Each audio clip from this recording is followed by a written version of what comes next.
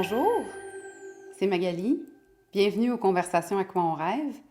Avec ce balado, mon intention, c'est d'engager les conversations importantes pour qu'on façonne ensemble la transformation du monde du travail qui nous ressemble et ce dont on a besoin. Parce qu'on était déjà en transformation avant que le COVID nous frappe. Et là, force est de constater qu'il y a une accélération à ce niveau-là. Et je pense que la transformation qu'on vit, c'est l'affaire de tout le monde. Et l'intention ici, c'est de donner la voix à différentes personnes qui ont des angles de vue, des propositions pour pouvoir nous inspirer dans ce changement-là qu'on vit. Je crois fermement que les changements durables prennent racine dans les conversations profondes. Il faut d'abord s'écouter, se comprendre, pour ensuite être capable de faire alliance et de poser des actions de façon concertée. Alors, ce balado, c'est simplement la continuité de ce que je fais tous les jours. J'aime bien dire que c'est exactement comme à vélo. Là où on regarde, ça nous donne la direction. Donc, c'est important de se demander à quoi on rêve. Aujourd'hui, on aborde un sujet qui me touche et qui m'inspire particulièrement. Disons que pour cette dernière conversation de l'année 2020, je m'offre un cadeau. La parité, l'inclusion, la diversité, c'est un sujet qui me préoccupe. J'aimerais en même temps rendre hommage à tous ceux et celles qui ont ouvert le chemin, qui ont fait des gestes avant nous pour que ceci évolue. On n'a pas fini, mais il y a quand même du chemin qui a été fait. Et sur une note plus personnelle, je vous fais une petite confidence. Moi, c'est ma maman qui nous a quittés il n'y a pas tellement longtemps, qui m'a vraiment inspiré cette motivation à être soucieuse de la parité, à être soucieuse de la diversité culturelle, entre autres. Donc, c'est à elle aussi que je dédie cette conversation.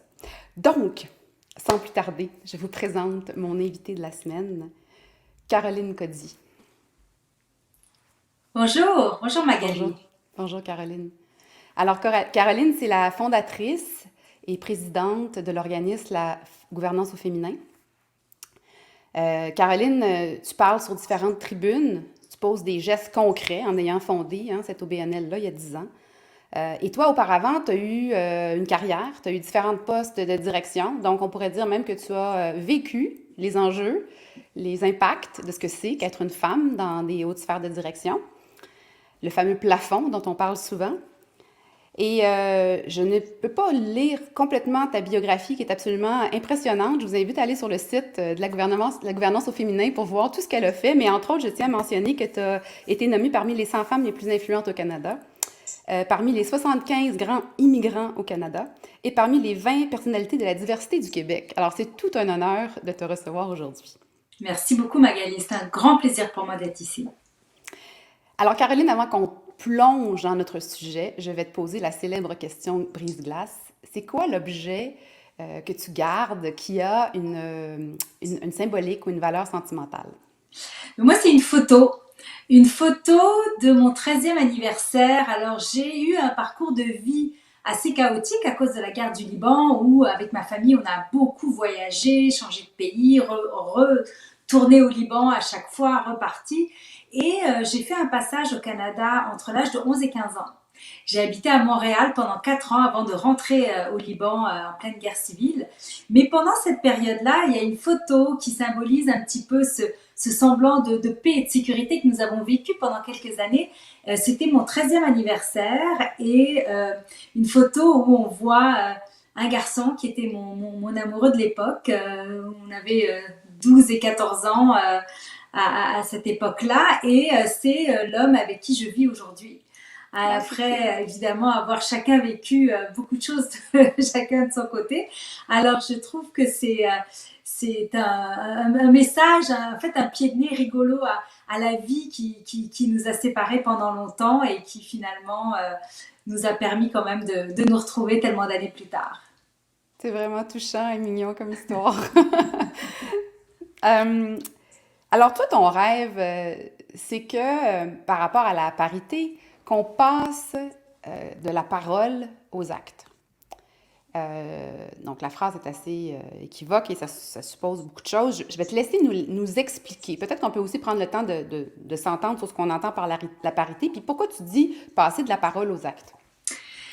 Eh bien, pour commencer avec la deuxième partie de ta question, c'est quoi vraiment la parité?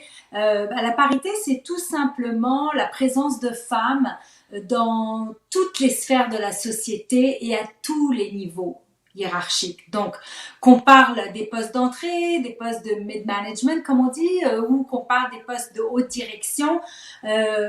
C'était RBG qui disait que les femmes devaient être partout où des décisions devaient être prises.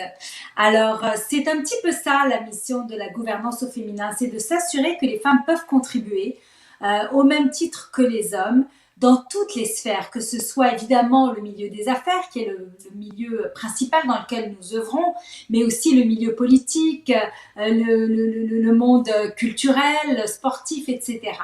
Mhm. Donc, c'est un combat que nous menons depuis plus d'une décennie maintenant et qui, avec la pandémie, malheureusement, risque de voir certains reculs supplémentaires se rajouter.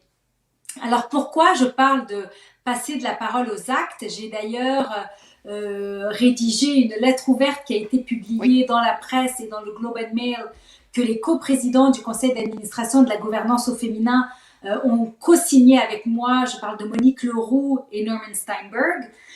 C'était important de vraiment parler de ce que nous sommes en train de vivre collectivement avec ce recul qui menace les femmes dans la société et dans l'économie.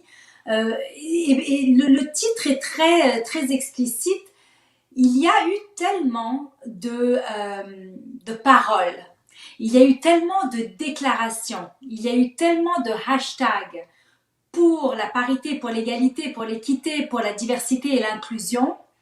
Et pourtant, de manière concrète, les mouvements, les progrès, les avancements sont extrêmement lents et trop d'organisations, d'industries, de milieux ont tout simplement choisi de communiquer et non d'agir. Donc nous, ce qu'on veut vraiment, c'est que on pousse le concept plus loin.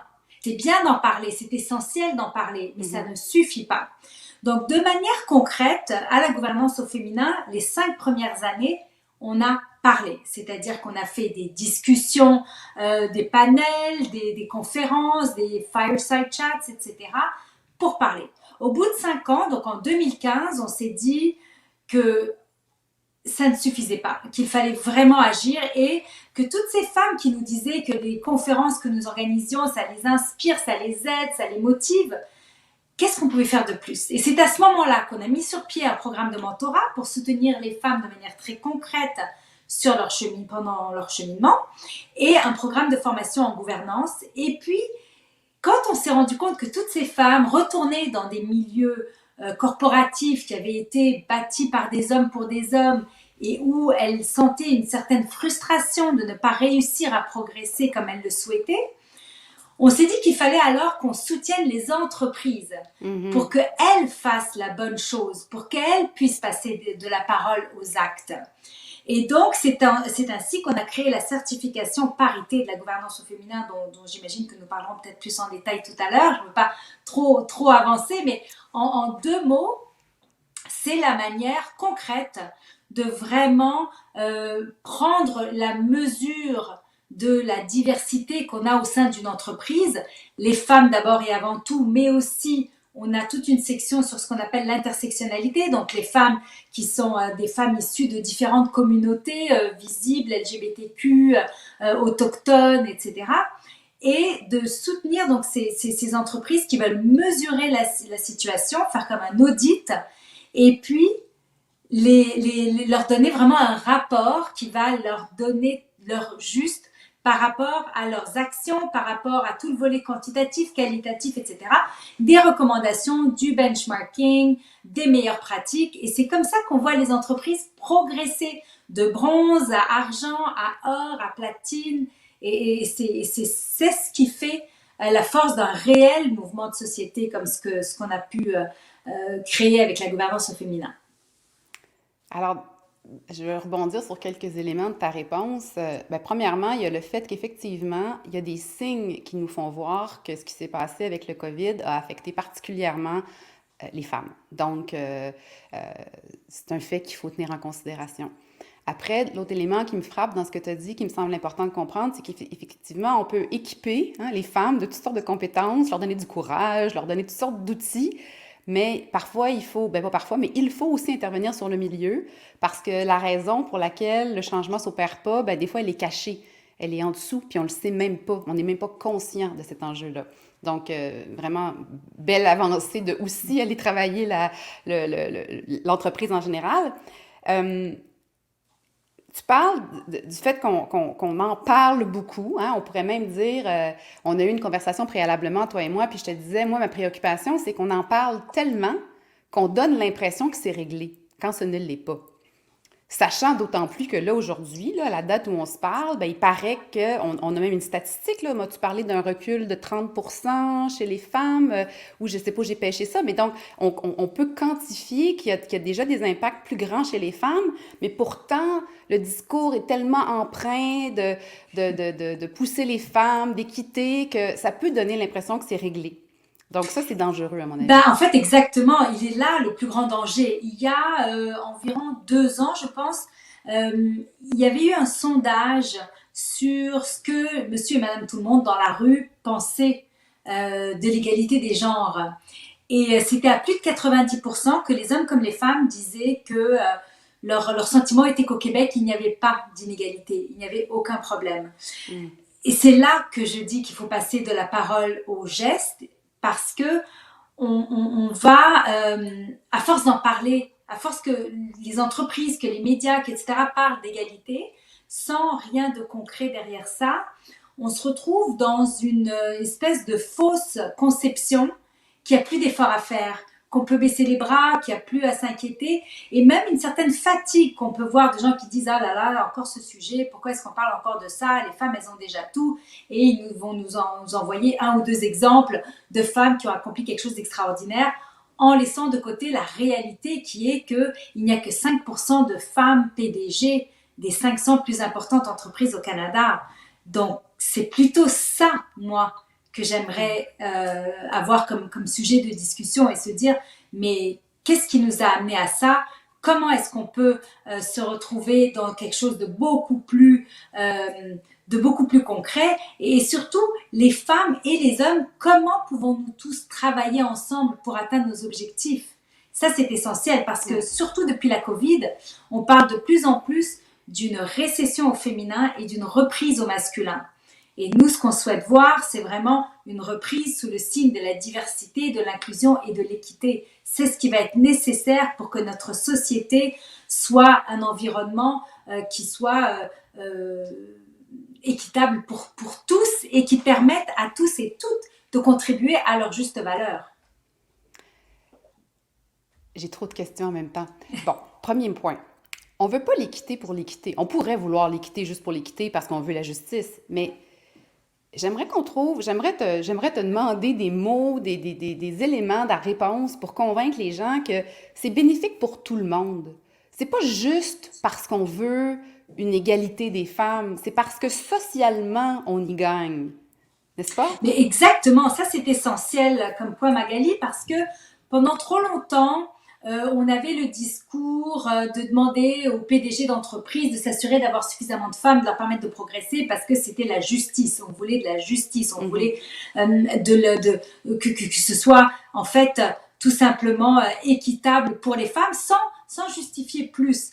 C'est sûr que les femmes sont 51% de la population. Donc déjà, dans un contexte de talent, euh, on a tous du mal à recruter, on est tous conscients que c'est difficile d'avoir les personnes les plus compétentes autour de la table. De laisser la moitié de la population sur le banc, ça n'a aucun sens. Les femmes sont aussi 60% des diplômés universitaires. Donc Ouais. personne ne me dise qu'il n'y a pas suffisamment de diplômés ou de femmes éduquées. Mhm. Elles sont là, elles sont éduquées, elles sont diplômées, elles sont compétentes, elles sont ambitieuses, et elles ont tout ce qu'il faut en termes d'expertise et de parcours professionnel. Par contre, c'est certain que, par ailleurs, si on ne parle pas à des PDG avec un langage qui les intéresse, c'est-à-dire la performance financière de leur Le entreprise, retour, le on va retour. un petit peu moins avoir d'écoute. Alors, il y a grand nombre de recherches qui démontrent jusqu'à quel point la présence des femmes et plus largement de la diversité a un impact positif sur la performance financière d'une entreprise. On est, je veux dire, ça m'apparaît tellement évident, mais on continue quand même à rabâcher l'importance de la diversité pour des perspectives et des points de vue différents, variés. C'est sûr que si on se met, on s'entoure de gens qui nous ressemblent, qui parlent comme nous, qui pensent comme nous, qui ont fait les mêmes études que nous, qui s'habillent comme nous et qui vont au même terrain de golf que nous, etc., il va y avoir un consensus rapide, on va être d'accord, ça va être cordial, ça va être peut-être même amusant d'être sur ces conseils d'administration-là, mais à la fin de la journée, on n'aura peut-être pas pris la décision la plus robuste, on n'aura peut-être pas été suffisamment créatif, on n'aura peut-être pas été suffisamment novateur avec nos solutions et donc pas suffisamment compétitif et pas suffisamment performant. Donc c'est essentiel, même si ça veut dire devoir prendre un petit peu plus de temps pour faire le tour de toutes les perspectives, mais ça c'est essentiel. Et avec les statistiques d'entreprises qui jusqu'à ce jour n'ont toujours pas une seule femme au conseil d'administration, on parle de près de 200 entreprises sur les 600 et quelques entreprises cotées en bourse au Canada. C'est d'une absurdité incroyable de se dire que des présidents de conseil d'administration sont à l'aise de discuter avec une table qui n'est composée que d'hommes, blancs pour la plupart, dans la mi-cinquantaine ou mi-soixantaine pour la plupart. C'est incompréhensible. J'ai remarqué à travers les médias sociaux, sur LinkedIn par exemple, qui est un réseau professionnel, où généralement les conversations sont quand même assez respectueuses. Là, on n'est pas dans d'autres types de plateformes où des fois ça revole. Mais je suis frappée, je l'ai vécu moi-même, je l'ai vu sur des fils de discussion sur ton mur, sur d'autres collègues qui, par exemple, des fois vont se réjouir d'une nomination d'une femme ou, par exemple, qui vont s'insurger d'un conseil d'administration, justement, composé de que des hommes blancs, 50, 60 ans et tout ça. Et je vois la virulence des hommes, comment les hommes se sentent attaqués quand les femmes souligne soit le succès d'une femme ou dénonce en se demandant est-ce que ça manquerait pas de diversité, ce conseil d'administration-là? Qu'est-ce qui fait, évidemment, là, je n'ai pas la vérité de la palisse, mais d'après toi, comment se fait-il que les hommes aujourd'hui soient aussi déclenchés, certains hommes soient aussi déclenchés quand on a ce genre de propos? Ben écoute Magali, moi je dirais d'abord c'est pas simplement les hommes parce qu'il y a des femmes qui font des commentaires tu as raison. Oui. Extrêmement surprenants. Il y a plusieurs choses. D'abord, il y a des gens qui n'ont absolument aucune compréhension des enjeux et qui se positionnent comme des sciences infuses, comme des gens qui vont venir nous expliquer. Alors d'une part, il y a des hommes qui vont venir dire, par exemple, un conseil d'administration d'hommes blancs, comme moi ça m'arrive souvent d'afficher en disant je ne sais pas de quoi vous êtes fiers, mais je pense que vous pourriez facilement vous entourer de femmes compétentes, etc. Puis ça crée évidemment toujours énormément de discussions. Parfois, j'ai eu ça récemment, le président du conseil lui-même qui est venu commenter en faisant un mea culpa. En expliquant plus ou moins que la façon dont les membres sont élus, ça complique, c'est ça. À la fin de la journée, nous, ça ne nous intéresse pas qu'est-ce qui fait que c'est plus compliqué. Ça ne nous intéresse pas de savoir que c'est une industrie où il y a plus d'hommes que de femmes. Ça ne nous intéresse pas de savoir que c'est un milieu où il y a plus de diplômés masculins que féminins parce que ce soit du génie, de la construction ou peu importe. C'est pas là le débat. C'est qu'est-ce que vous avez mis sur pied pour permettre à cet environnement de devenir plus inclusif. Clairement, ça ne fonctionne pas puisque vous n'avez pas réussi à attirer une seule femme. Peut-être que vous n'en vouliez pas, peut-être que vous ne voyez pas l'avantage. Mais au moins, quand on met ça sur les réseaux sociaux, ça crée quand même une telle dynamique de discussion où 99% des personnes vont être outrées en disant « mais enfin, c'est pas possible, c'est vraiment en 2020, c'est vraiment au Canada, etc. » Donc là, il y a des réactions qui font finalement réfléchir et cheminer cette organisation-là qui pensait que c'était non seulement normal, mais qui pouvait être suffisamment fier de la photo là, de tous ces hommes blancs pour mettre ça sur les réseaux sociaux. Il me semble que moi, je serais un peu plus discrète et j'essaierais de me faire oublier si j'avais un tel conseil d'administration. Puis ce Mais qui après était... ça, on a le 1%, le fameux 1% de gens qui viennent. Des fois, c'est des trolls, hein, des fois, c'est des gens qui veulent tout simplement provoquer, créer des polémiques, etc., pour diverses raisons. Ça, on en a tous croisé des trolls. Mais des fois, il y a vraiment des hommes qui comprennent pas, mais de quoi je parle et pourquoi. Et c'est pas à moi de donner des leçons ou écoutez, où j'entends des trucs aussi absurdes que bah, vous avez qu'à vous présenter, vous. Enfin, je peux quand même pas être sur tous les conseils d'administration où il manque une femme. Il y a des choses absurdes. Et là où Ouais, c'est encore plus vexant, c'est quand c'est une femme qui vient ouais, je sais. critiquer. J'ai même une femme à un moment donné qui m'a traité de raciste parce que je parlais des origines de Kamala Harris. J'avais dit que là, on était en train de percer un véritable plafond de verre aux États-Unis avec la première femme vice-présidente qui de plus est jamaïcaine et indienne. Donc, moi, je trouvais essentiel de souligner que c'était une Ouais, femme qui... de s'en réjouir, bien sûr. Voilà, exactement. C'est des obstacles supplémentaires. C'est ça la réalité. Une femme blanche avec un nom neutre, avec un accent du coin, va forcément plus facilement réussir à faire avancer sa carrière qu'une femme qui arrive d'ailleurs ou qui est née ailleurs ou dont les parents sont nés ailleurs, qui a une autre couleur, qui a un autre nom, un autre accent. C'est évident. Et donc voilà, tout simplement ce que je faisais, c'était saluer le courage de Mhm. Kamala Harris, mais aussi la vision de Joe Biden d'avoir fait cette nomination-là et cette femme qui m'a vraiment attaquée de manière désagréable et qui, une fois que j'ai répliqué en expliquant ça, s'est mise à attaquer non seulement finalement le concept, mais ma personne. Et là, ça tombe vraiment bas. Et là, Là, j'ai c'est... laissé tout simplement le réseau se charger d'elle et Ouais. elle a effacé son commentaire et elle a disparu. Mais c'est dommage. C'est vraiment dommage. Il y a une autre chose qui me frappe, puis je dis pas que c'est une généralité, mais je crois ou je perçois dans l'entourage des gens que je côtoie, dans des conférences où on parlait du sujet, que les femmes des générations plus jeunes, là, ont parfois l'impression que, un, c'est réglé parce que pour elles, elles ont un poste et puis ça va, et qu'elles refusent et même se distancient tellement du concept du féminisme, comme si être féministe, c'était être une anti-homme enragée, je ne sais pas trop, quand en fait, le féminisme, c'est simplement de vouloir l'égalité, tu sais. Il y a quelque chose de préoccupant de voir, évidemment, c'est pas tout le monde, mais de voir que des jeunes femmes aient aient cette réaction-là autour de ça. Et toi, tu avais un point de vue par rapport au fait que c'est parce qu'elles sont à un niveau de leur carrière, peut-être qu'elles n'ont pas encore vécu. Veux-tu me parler de cet aspect-là? Ben exactement, je pense que pour les jeunes femmes, d'abord, cette perception d'égalité vient du fait que, comme tout le monde a cette perception d'égalité autour de nous. Donc elles grandissent en ayant l'impression que il n'y a pas de problème. Et elles rentrent dans le milieu des affaires, elles travaillent fort, elles persévèrent. Souvent, elles ont des meilleures notes que les garçons. Souvent, elles réussissent à se démarquer en médecine ou en droit ou dans des Ouais, disciplines où il y a très peu d'hommes parce que tout simplement, elles sont plus travaillantes, elles ont plus le souhait de s'accomplir dans leur domaine. Et on les retrouve ensuite en milieu de travail, dans des postes d'entrée où c'est quand même assez facile de se sentir l'égal des autres et de progresser. Elles n'ont pas encore atteint ces niveaux où les choses changent, où on commence à voir une diminution de la présence des femmes, où on voit un écart salarial, etc.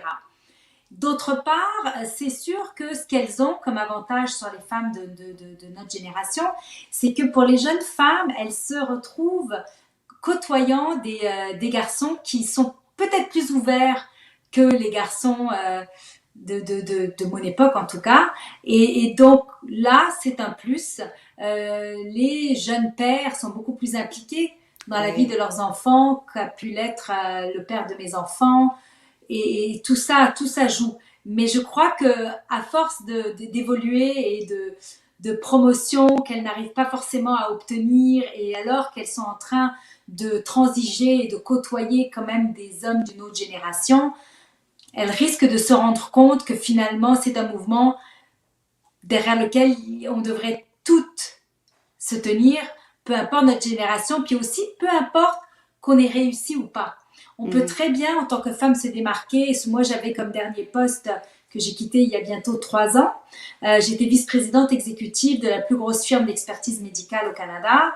Ça faisait 7 ans que je faisais la gouvernance au féminin en parallèle. C'était devenu trop, donc j'ai décidé de quitter mon emploi pour être à temps plein vraiment à la gouvernance au féminin, puis embaucher une dizaine de personnes autour de moi. C'est certain qu'il faut l'avoir vécu pour Mhm. le comprendre, surtout dans une ère où on donne l'impression que tout est réglé. Ben, d'où l'importance d'avoir des conversations là-dessus, puis de provoquer cette écoute-là, parce qu'il faut d'abord comme se rendre compte que ça existe, pas parce que ça m'arrive pas à moi. Euh, Tu as parlé de l'écart salarial. C'est quoi le chiffre sur l'écart salarial dans les hauts professionnels, là? C'est-tu 68 sous pour un Alors ça, dollar? c'est pour les femmes exécutives. Dans les postes de direction, effectivement, elles gagnent 68 sous pour chaque dollar gagné par leur homologue masculin. Wow. Ouais. Qu'est-ce qui, qu'est-ce qui arrive si on s'en occupe pas? Si on passe pas aux actes, là, il se passe quoi? Bah, il se passe un recul, je pense, qui est assez incontournable. Il faut que ce soit quelque chose qui demeure central pour les femmes, pour les hommes, pour les entreprises et pour les gouvernements. Je crois que, en gros, ça englobe les principales parties prenantes. Et c'est Simone de Beauvoir qui disait qu'il suffirait d'une crise pour que les droits des femmes reculent, peu importe la crise économique, religieuse, politique, pour que les droits des femmes reculent. Et elle mettait les femmes en garde en disant qu'il fallait rester vigilante toute leur vie durant. Et c'est frappant que une citation de l'époque semble aussi actuelle. Et je crains que ça risque de demeurer actuel pour encore bien longtemps. En préparation à la conversation, il y a des gens qui ont posé des questions qui voulaient que je te pose. Entre autres, il y a Jean-Julien qui me demandait, il y a certaines règles, tu sais, entre autres avec la parité salariale. On prend juste ça, tu sais. Ça, c'est réglementé, bon. Mais comment ça se fait que c'est si difficile de l'actualiser, même quand il y a un cadre légal qui est autour? Oui, bah, en fait, le Québec est une des provinces, pas une des, la première province au Canada à avoir légiféré. Ça fait plus de 20 ans qu'on a une loi de l'équité salariale. Le fédéral, le gouvernement canadien a emboîté le pas il y a à peine, je pense que c'est à peine 2 ans, qu'on a une loi maintenant au niveau fédéral. Alors ça, c'est bien, ça renforce. Mais ça continue à être très difficile de l'appliquer. Il y a toujours des excuses qui sont utilisées, hein, où on peut facilement, et puis on le voit régulièrement, il y a des cas qui sont médiatisés où l'organisation va trouver comme excuse que, mais oui, mais l'homme, il a ça de plus, il a fait ça de plus, donc c'est certain qu'il y a un volet dans tout ça, hein, de la rémunération qui peut être biaisé, mais c'est quand même fort que ce soit toujours dans le cas des femmes que le salaire soit moindre.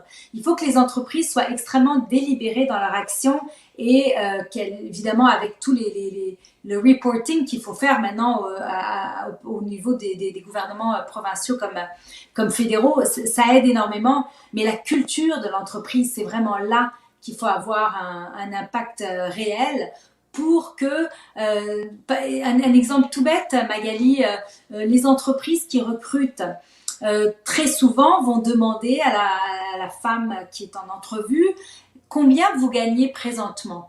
Et si elle était dans une entreprise où elle était victime de ce fameux écart salarial et qu'elle dit, j'invente un chiffre et qu'elle dit, ben moi en tant que directrice de telle, peu importe, de telle usine, etc., je gagnais 80 000 dollars par an et que le poste, c'était un poste où on comptait donner 100 000 dollars parce que c'était le niveau salarial dans cette entreprise-là, ils vont dire, ah bah parfait, on va vous donner 85 000 et vous allez venir. Donc, on finit par répliquer ces schémas de disparité salariale. Et nous, ce qu'on demande aux entreprises qui travaillent avec nous, c'est arrêter de poser cette question. Faites une entrevue. Si la femme est compétente, elle est diplômée, elle a l'expérience, elle a tout ce qu'il vous faut et que vous comptiez donner 100 000 dollars, parce que c'est ce qui est en lien avec ce Mhm. que vous payez dans votre entreprise, c'est tout ce qui est important. Ouais. Il y a quelqu'un d'autre qui a écrit un commentaire que je trouvais intéressant comme un petit pas. Il y a quelqu'un qui a dit, je pense que c'est Sophie, son nom, elle disait, Moi, j'aimerais là, que juste simplement dans les réunions au travail, les hommes arrêtent d'interrompre les femmes. Puis là, je me disais, c'est un petit pas, hein? C'est un petit exemple. Puis ça, je trouve que c'est un petit exemple pour les hommes et les femmes qui sont des professionnels, qui ne sont pas nécessairement en situation de pouvoir. Quand ceci se passe, dites, ah, attends, monsieur Chose, Caroline n'avait pas terminé. Intervenez. Pour moi, ça, c'est un petit exemple où on a un petit pouvoir, parce que c'est des mini-comportements, ça. Et ça va permettre éventuellement que l'ensemble des individus s'expriment pleinement, qu'on mette en valeur des femmes peut-être qui restent dans l'ombre parce qu'on les laisse pas parler. Tu sais, y a-tu d'autres choses que tu vois, toi, comme des petits pas que des gens qui sont pas nécessairement des dirigeants d'entreprise peuvent faire s'ils ont envie d'influencer tout ça? Ben, pour revenir à l'exemple que tu viens de donner, Magali, en anglais, il y a carrément des termes qui qualifient ce genre de comportement. Alors, il y a le man-interrupting, il y a le mansplaining Ouais. et il y a le man-peating. Donc, repeating, interrupting and explaining. Et puis, c'est quand même assez fascinant de constater que ça continue à ce jour et qu'on le voit en personne, on le voit sur les réseaux sociaux aussi. En personne, c'est sûr que quand il s'agit d'intervenir dans une réunion et qu'on se fait interrompre, moi, je suis pas du tout gênée pour dire « Attends un instant, je n'avais pas terminé ». Parce que Ouais. j'ai une personnalité et un Ouais. caractère fort et j'ai une voix qui Ouais. porte. Et n'importe quel homme qui me l'aura fait une fois, il ne va pas le refaire. Mais je pense que c'est essentiel autour de femmes qui ont peut-être une personnalité plus introvertie, une voix plus douce, un ton plus calme et disons tout Un peu simplement moins d'assurance, pas peut-être, tu envie de sais. confronter. Mhm. Parce que des fois, il y a des femmes pour qui ça prend tout de réussir à intervenir dans une réunion. Et là, pouf, elle se fait couper. Il faut mettre un terme à ça très rapidement. Donc moi, ce que je fais, c'est que moi j'interviens. Si je vois que la femme se laisse interrompre, je vais le dire. Je vais dire, qu'est-ce que tu fais? Elle n'a pas terminé. Est-ce qu'on peut la laisser parler? Et puis, il faut essayer de le faire, évidemment, avec élégance, parce que pour Mhm. pas mettre qui que ce soit mal à l'aise. Mhm. Mais si la personne est vraiment bully, puis le fait délibérément, ben, à ce moment-là, il ne faut pas se gêner. Ouais. Pareil pour bon, le mansplaining, c'est quand un homme explique quelque chose à une femme et parfois il s'agit de quelque chose dont la femme est l'experte. Alors c'est d'autant plus insultant. Et le man-peating, c'est quand il répète ce qui venait d'être dit. Alors peut-être que Magali a une super bonne idée qu'elle aimait pendant la réunion. Et puis personne ne soulève le point ou ne donne suite à cette suggestion-là. Et plus tard, Marc ou Charles va répéter exactement ce que Magali avait dit. Et là, tout d'un coup, ah, mais c'est l'idée du siècle. Alors, c'est essentiel que Magali dise merci d'avoir repris mon idée. Je suis contente que vous soyez intéressés et qu'on puisse en discuter. Ouais. Ou si Magali est trop gênée pour dire ça, mais Caroline a remarqué, de dire Caroline, Charles, tu as bien fait de reprendre le point de Magali parce que j'ai trouvé qu'on n'avait pas passé assez de temps à en discuter. Et là, le spotlight revient vers Magali. Et ça, c'est essentiel parce que sinon, les femmes vont s'éteindre. Elles vont arrêter de contribuer. Et puis là, ils vont nous dire, on trouve pas vraiment de valeur ajoutée à la présence des femmes autour de la table du conseil. Puis tu sais, dans le fond, ce qu'on dit là, Caroline, si les hommes se font ça entre eux, c'est pas mieux non plus, hein, parce que l'idée, c'est d'entendre toutes Absolument, les voix autour absolument. d'une table. Maintenant, ceci Quand... étant dit, les hommes ont quand même plus facilement la capacité de réagir. Et puis, C'est par vrai. ailleurs, tu me demandais s'il y avait d'autres petites Oui, choses que d'autres choses. les gens peuvent faire. Moi, je te donne un exemple assez concret. Les panels, les fameux panels de discussion qu'on appelle parfois des manels parce qu'il n'y a que des hommes. Alors, je pense que n'importe quel homme qui se fait aborder pour siéger dans un panel doit s'assurer qu'il est fier d'être sur ce panel-là. Et pour ça, un panel, c'est une diversité de points de vue. Impossible que ce soit le cas si tout le monde est du même genre, de la même origine, etc. Ouais. Donc, je pense tout simplement que de décliner, et ça, on le voit régulièrement. En Australie, ils avaient même un hashtag là-dessus. Je ne me rappelle plus ce que c'était. Il y avait No Manners, mais il y avait un autre truc avec leur fameux mate. C'est comme ça qu'ils se parlent entre eux. No mate, yes mate. Puis, où ils disaient, où ils dénonçaient quand ils avaient été invités à être sur un panel sans femmes. Et donc ça, c'est des petits gestes, mais qui vont très loin. Puis tu sais, je t'entends parler, puis je pense que tout ça, c'est beaucoup dans le comment on le fait, hein? Parce que comment on intervient, comment on le souligne, ça peut être vu comme une reprise ou tu sais, chicaner quelqu'un. Tu sais, évidemment, ça passe moins bien, mais quand c'est fait avec élégance, quand c'est fait avec les bons mots, en quelque part, on est en train de rendre service. Hein. Moi, je pense que c'est ça qu'il faut se dire dans notre tête. On n'est pas là pour briser l'harmonie, on est là pour rendre service à l'entreprise, au groupe qu'on représente, etc. Euh, Est-ce que tu as d'autres, peut-être des pistes de... Imaginons, bon, évidemment que sur le site de la gouvernance au féminin, puis les programmes que vous offrez, puis la certification de parité, tout ça, c'est des choses qu'on peut faire. Mais y a-t-il autre chose, là, mettons le petit pas, là. Imaginons que moi, je suis dans une organisation, puis j'ai envie de créer un éveil chez les dirigeants de mon entreprise. Qu'est-ce que je peux faire? Bah, il est évident que selon la taille de l'entreprise, hein, euh, chacun peut faire quelque chose. Souvent, on m'approche en me disant, oui, mais moi je suis aux opérations ou moi je suis aux finances, je vois pas très bien comment je pourrais contribuer à ça. Est-ce que c'est pas plutôt les ressources humaines ou les communications, etc. Je pense sincèrement que tout le monde peut faire quelque chose. D'abord, il y a la possibilité de créer des groupes pour protéger certaines minorités. Bah, évidemment, les femmes, c'est pas une minorité, mais des groupes sous-représentés. Mhm. Donc, il y a des entreprises qui ont des différents groupes d'employés qui se réunissent, qui organisent des événements, qui ont une infolettre, etc. Et tout ça, ce sont des activités que les employés peuvent organiser entre eux, sans même avoir... C'est certain qu'il est préférable d'avoir l'aval de l'entreprise, mais moi, j'ai jamais vu une entreprise qui soient contre la vertu et qui disent je vois pas l'intérêt de faire ça. Donc en général, Mhm. c'est très très bien vu. Par contre, le défi là va être toujours de maintenir le cap. Ouais. Beaucoup finissent par s'essouffler parce que c'est bénévole, parce que c'est sur le temps personnel, etc.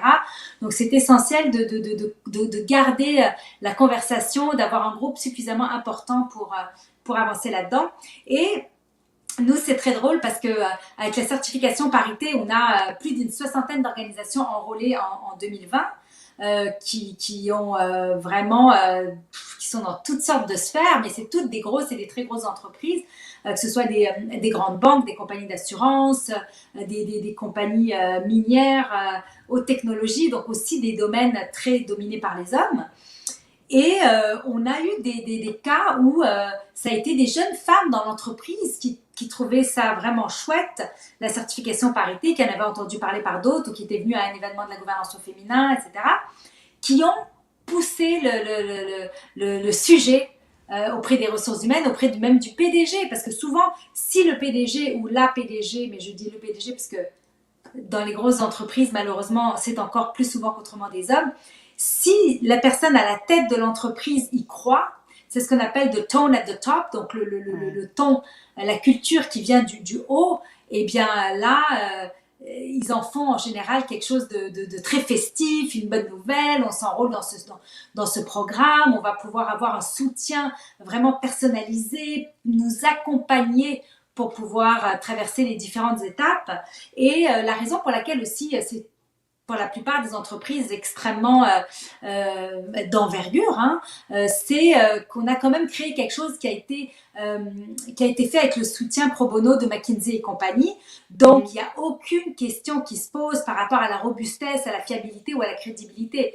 Et on a Mercer et Willis Towers Watson qui nous accompagnent pour l'évaluation des candidatures. Alors, on arrive vraiment avec quelque chose d'incroyablement fiable et Ouais. qui offre de l'impact. Et tout le monde, à chaque niveau de l'organisation, peut sensibiliser à cette certification et puis finalement voir, moi je veux dire, je peux donner l'exemple sans complexe de CAE, qu'on connaît, qui est un géant de l'aérospatial.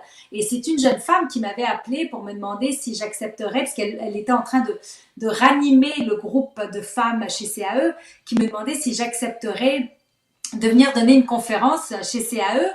Et je lui ai répondu que ce serait avec plaisir, mais je ne parle pas dans les entreprises qui n'ont pas la certification parité ou qui ne s'engagent pas à s'enrôler, parce que sinon, c'est un petit peu de l'hypocrisie. C'est Mhm. simplement des paroles. Alors moi, je ne fonctionne pas comme ça. Et elle a réussi effectivement à retenir l'attention de la haute direction et des ressources humaines. Et Ah, mais CAE c'est une s'est belle enrôlé. histoire, ça, d'une Voilà, initiative individuelle. J'aime ça. Écoute, on exactement. arrive vers la fin, Caroline, mais je veux t'entendre un dernier mot. Est-ce que tu penses que... Moi, je pense qu'il y a l'école, puis il y a les gouvernements. Est-ce que ces deux institutions-là ont aussi un rôle à jouer?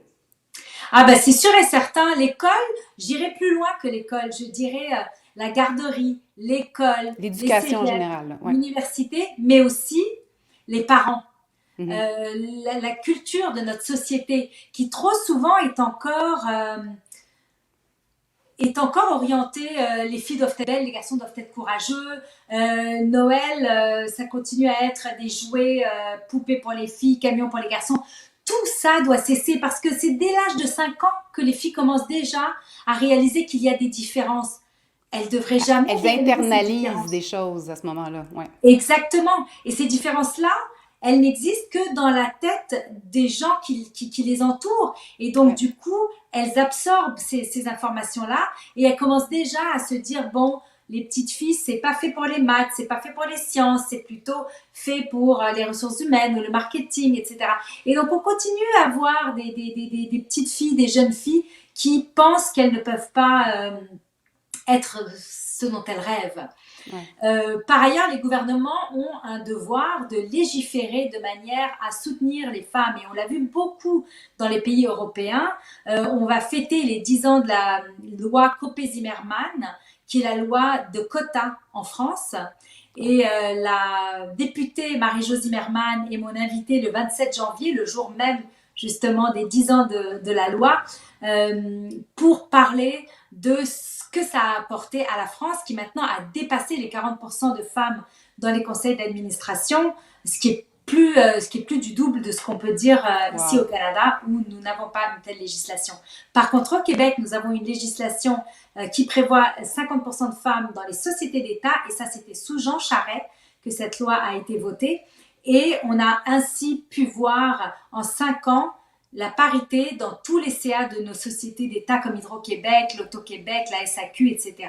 Et c'est pour ça que Jean Charest est également mon invité ce fameux jour du 27 janvier avec Marie-Jo Zimmermann et avec Louise Champou-Paillet qui fait énormément de recherches et qui écrit des rapports dans le domaine et qui est une de nos bénévoles très active à la gouvernance au féminin au comité certification parité qu'elle co-préside d'ailleurs. Si les gens ont envie d'être au courant de cette histoire du 27 janvier, on va sur le site de la gouvernance au féminin. Exactement, la gouvernanceuxféminin.org, toutes les .org. informations sur nos événements à venir, sur nos programmes de formation, de mentorat et évidemment la certification parité pour les entreprises. Tout est là. Alors écoute, je te remercie vraiment pour cette conversation hyper intéressante. J'aurais pu continuer toute la journée avec toi. Je te laisse le mot de la fin en quelques secondes. Qu'est-ce que serait un conseil ou un dernier message que tu as envie de passer pour nous laisser là-dessus pour qu'on puisse méditer et puis poser les actes? Ben moi, le dernier message que j'ai envie de laisser avant qu'on se quitte, Magali, c'est l'implication. Je pense que c'est essentiel qu'on s'implique. Chacun a sa passion. C'est impossible de ne pas avoir d'intérêt qui soit un intérêt collectif. Alors, est-ce que c'est l'environnement? Est-ce que c'est les personnes âgées? Est-ce que c'est les enfants malades? Est-ce que c'est la parité? Est-ce que c'est... Peu importe. Mm. Mais choisissez ce qui vous passionne. Impliquez-vous. Faites votre différence. Chacun peut faire quelque chose. Personne ne peut tout faire. Alors, j'invite les gens qui aimeraient s'impliquer dans la question de la parité à ne pas hésiter à nous envoyer un email à la gouvernance au féminin sur notre site web si elles souhaitent se joindre au rang de notre centaine de bénévoles qui œuvrent tous les jours pour que ce message ne fasse pas que traverser le Canada de côte en côte, mais une grosse présence que nous avons maintenant aux États-Unis et à travers le monde.